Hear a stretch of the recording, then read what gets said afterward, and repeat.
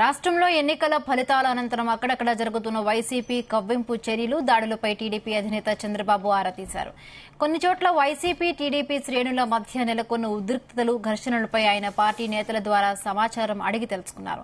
YCP కవ్వింపు చర్యల పట్ల అప్రమత్తంగా ఉండాలని తెలుగుదేశం క్యాడర్కు చంద్రబాబు పిలుపునిచ్చారు. నాయకులు సైతం అప్రమత్తంగా ఉండి ఎలాంటి దాడులు, ప్రతిదాడులు జరగకుండా చూడాలని పార్టీ నేతలు, ఎమ్మెల్యేలను ఆదేశించారు. వైసీపీ కార్యకర్తలు రెచ్చగొట్టే చర్యలకు పాల్పడినా పార్టీ క్యాడర్ పూర్తి సంయమనంతో ఉండాలని ఆయన పిలుపునిచ్చారు. పోలీస్ అధికారులు సైతం శాంతి భద్రతలు అదుపులో ఉండేలా చర్యలు తీసుకోవాలని సూచించారు.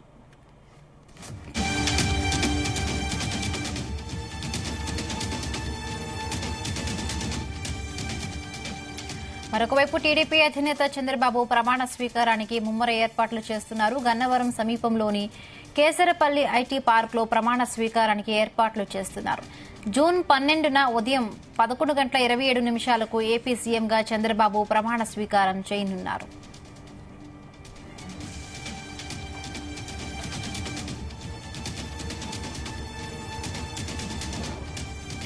ఇదే అంశానికి సంబంధించి మరిన్ని పూర్తి అప్డేట్స్ మా ప్రతినిధి నాగేశ్వరరావు అందిస్తారు. నాగేశ్వరరావు, హిమబిందు, రాష్ట్రంలో ఎన్నికల వేడి ఇంకా తగినట్టు కనబడట్లేదు. రాష్ట్ర వ్యాప్తంగా కూడా వైసీపీ నాయకులకు సంబంధించిన గృహాలపై, సముదాయాలపై, వ్యాపార సంస్థలపై దాడులు అయితే కొనసాగుతున్నాయి. ఏదైతే ఆ ప్రధాన విద్యా సంస్థల్లో గాని, అలాగే ప్రధాన కూడళ్లలో గాని ఏర్పాటు చేసిన ఆ రాజశేఖర రెడ్డి విగ్రహాలు గాని, వైసీపీ కాంగ్రెస్ కు సంబంధించిన విగ్రహాలు గాని ఆ ట్రైన్ల సహాయంతో ఎక్కడ పడితే అక్కడ తొలగించేస్తా ఉన్నారు. జిల్లా పలకాలను పగలగొడతా ఉన్నారు.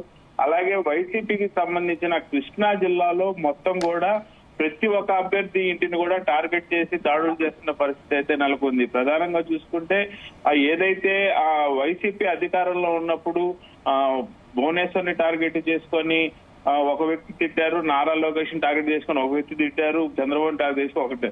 ఈ నేపథ్యంలో ఎవరెవరైతే టార్గెట్లు చేస్తూ తిట్టారో వాళ్ళందరినీ కూడా టార్గెట్ చేస్తూ పేర్ని నాని భువనేశ్వర్ని టార్గెట్ చేసి తిట్టాడు. అలాగే కొడాలి నాని చంద్రబాబుని, లోకేష్ తిట్టారు. అలాగే ఆ పేరు నాని పవన్ కళ్యాణ్ మీద కూడా దాడి చేసే విధంగా తిట్టారు. అయితే ఈ నేపథ్యంలో ఇంట్లో ఫ్యామిలీ మెంబర్స్ ను కూడా బయటకు తీసుకొచ్చి తిట్టిన నేపథ్యంలో ఇన్ని రోజులు ఓపిక పట్టి ఉన్న కార్యకర్తలందరూ ఒక్కసారిగా అవకాశం రావడంతో, దానికి తోడు ఏదైతే ప్రధానంగా రెడ్ బుక్ అనే అంశం బయటకు వచ్చి రాష్ట్ర వ్యాప్తంగా కూడా ఈ రెడ్ బుక్ అంశానికి సంబంధించి పెద్ద పెద్ద ఫ్లెక్సీలు మేము వదలమన్న తందాన ఫ్లెక్సీలు ఏర్పడటంతో ఒకసారిగా కార్యకర్తలకు కూడా నూతన ఉత్సాహం వచ్చింది. ఖచ్చితంగా మన మీద ఎవరైతే ఇబ్బంది పెట్టారో, మన నాయకులను ఎవరైతే బాధ పెట్టారో వాళ్ళందరి మీద కూడా దాడి చేయాలని డిసైడ్ అయినట్టున్నారు. ఈ నేపథ్యంలో తెల్లవారుజాము నుంచి కూడా ఏదైతే నిన్న పేర్ని నాని ఇంటిపై ఆ రాళ్లు రువ్వారు, కారాద్దాలు పగలగొట్టారు, ఇంట్లో కోడిగుడ్లు వేశారు. అలాగే ఆ కొడాలి నాని ఇంటి మీదకి ఈ రోజు గుడ్లు విసిరారు, ఇంటి మీదకి దాడిపోయారు, ఫ్యాన్ కొట్టారు, ఫ్యాన్ మీద రాళ్ళు వేశారు.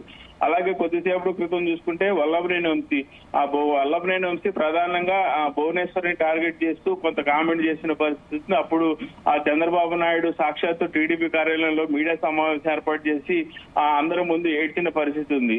అయితే ఈ నేపథ్యంలో ఇన్ని రోజులు కూడా ఇన్ని దాడులు, మాటల యుద్ధాలు కానీ, కొడాలి నాని ఎన్ని బూతుల పర్వం అనేది అందరికి తెలిసిన విషయం.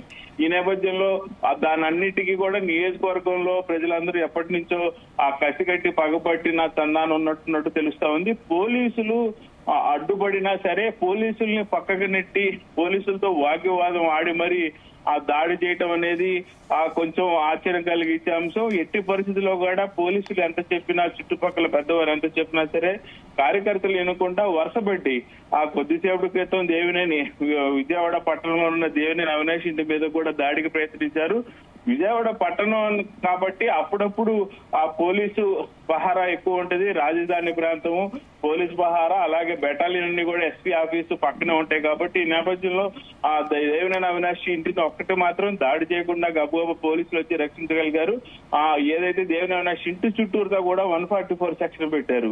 ఆ ఒక్క దేవినేని అవినాష్ మాత్రం పోలీసులు ఆ దాడి జరగకుండా మాత్రం కాపాడగలిగారు. వల్లభనేని వంశీ ఇంటి మీదకి దాడికి వెళ్లిన వారు ఏకంగా కారు అద్దాలు ధ్వంసం చేశారు, అపార్ట్మెంట్ లోకి రాళ్లు విసిరేశారు, కర్రలు తీసుకొని అపార్ట్మెంట్ చుట్టూరుతో కూడా కలగ తిరిగారు. ఈ నేపథ్యంలో వల్లభనేని వంశీ ఇంట్లో ఉన్నట్లే సమాచారం, కానీ ఎక్కడ కూడా బయటకు వచ్చిన పరిస్థితి లేదు ఎవరు కూడా. అలాగ చూసుకుంటే కృష్ణా జిల్లా మొత్తం కూడా ఒక్క రోజులోనే ఇన్ని దాడులు జరగటం గమనార్హం. గతంలో ఎప్పుడు కూడా ఇలాంటి సంస్కృతి సాంప్రదాయం కృష్ణా జిల్లాలో లేదు.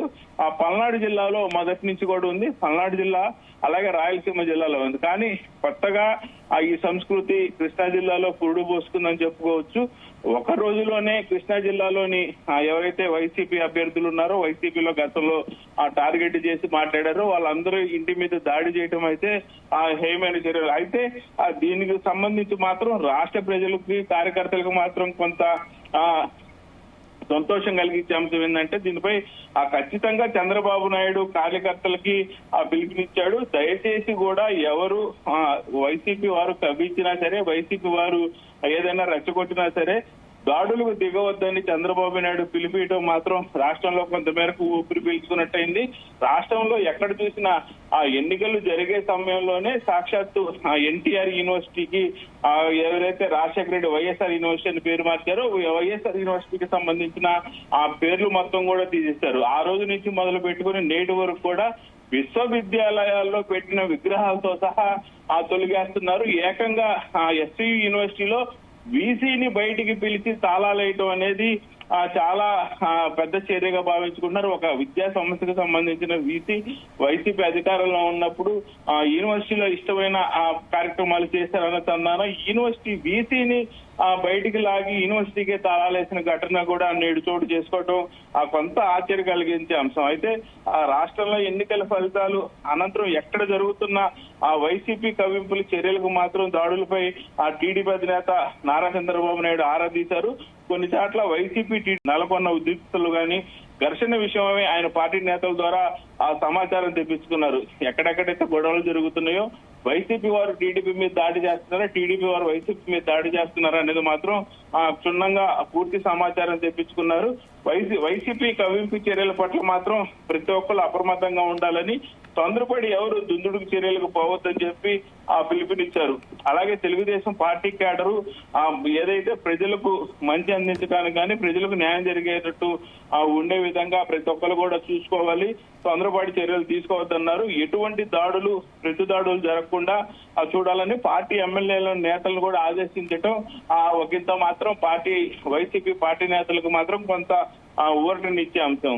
అయితే వైసీపీ కార్యకర్తలు రెచ్చగొట్టే చర్యలకు పాల్పడిన పూర్తి సమన్వయం పాటించాలని పోలీసు అధికారులు సైతం శాంతి పద్ధతులు అదుపులో ఉంచేలాగా చర్యలు తీసుకోవాలనే చంద్రబాబు నాయుడు పిలుపునియడం అయితే ఇది కొంచెం గమనార్హమనే చెప్పుకోవచ్చు. దీంతో కొంచెం వైసీపీ క్యాడర్ అయితే ఊపిరి పీల్చుకుందని చెప్పుకోవచ్చు. ఏమో బిందు. అయితే ప్రధానంగా